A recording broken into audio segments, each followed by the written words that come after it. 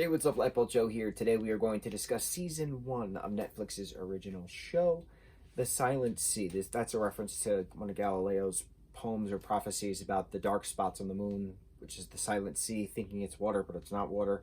Bae Dona and Gong Yoo are the two leading actress and actor, respectively, for this film. Bae Dona's been in a bunch of American movies and shows, and Gong Yoo we know and love from Train to Busan, and he was the recruiter, if you will, in Squid Games, which is another Netflix show. So he's all over the place. Now, one of my all-time favorite books is Dragon Pearl by Boon Han Yu, and that's a Korean space opera book, basically about these but teens and 20-year-olds, Korean kids and teens and 20-year-olds as space cadets traveling from starport to spaceport and back and forth, but it's mixed in with mythology, so there's different mythological creatures involved, but it's Koreans in space, okay? And this show is Koreans in space. And majority of this show is in Korean. I don't speak Korean, but I'm a fan of I'm a massive fan of the mainstream media that we've been given. Ton of mainstream media that we've consumed, film and TV wise, from South Korea has been flawless, absolutely incredible. Their versions of horror are great. Their action sequences are great. Gong Yoo is impeccable, and we love him. And Bae Duna is a goddess amongst the mere mortals. She's very stoic. So to have these two incredible artists perform, I was very excited. It's an 8-episode long show. I really liked this show, but it should have been a movie. And I think I've only said that once or twice before for something else.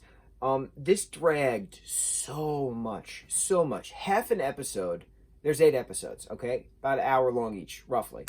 Anywhere from 36 to 50-something minutes per episode. Half of an episode is involving characters running through hallways.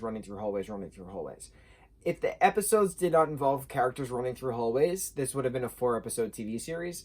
Some scenes were completely drawn out, and there was far too much talking in this. It could have just been condensed into a 2-hour-long movie. I would have absolutely loved it. I don't know, man. Like, certain things were, like, the revelations as we got along just took too long to get there.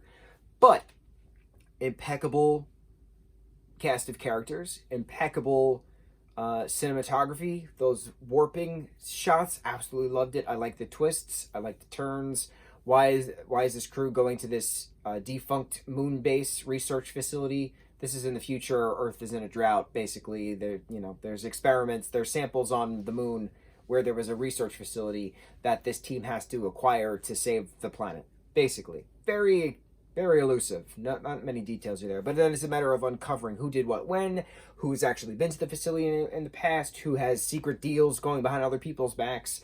What's up with this cloning stuff going on? Lunar water, which is interesting because water outside of the research facility freezes. So, like, how is there actual lunar water that acts like a virus and mutates? It's very interesting. Certain things are explained scientifically, certain things are not. Like that random American mercenary, like, where the hell did he come from? Certain things just needed explanation, and we didn't get it. So, I really like the show, but it should have been a movie. If it was a movie and it had the other explanations to it, I think it would have been great. I liked that, 3 of them plus Luna, the genetic, what's the word? Clone? There we go. Experiment got rescued, but, like, did they actually make it to that International Space Station? Who knows? There might be a season 2. Who knows? Who knows if the lunar water, which is that sample, actually gets to planet Earth to help regulate water distributions to those that don't need a class level. I really liked the dystopian aspect to it on Earth.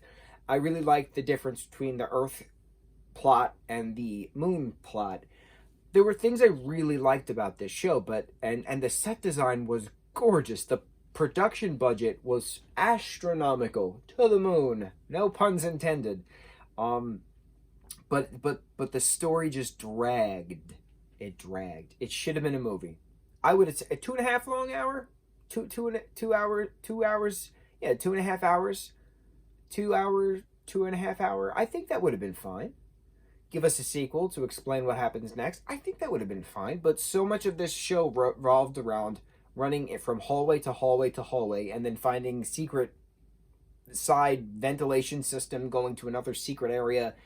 There was a lot of like, I don't know, it was a lot of like crypty feels to it, even though it was a moon base. It was interesting. Very interesting theory, very interesting plot points. It was just not executed 100% as of what I would have expected. It's very slow. It's great, but it's very slow. I very much so enjoyed it, but it's very slow. So, yeah, I'd give it a solid 6. Solid 6 out of 10. Just because it just took forever to get from point A to point B in the story. But, yeah, on to the next review. Mucho mahalo.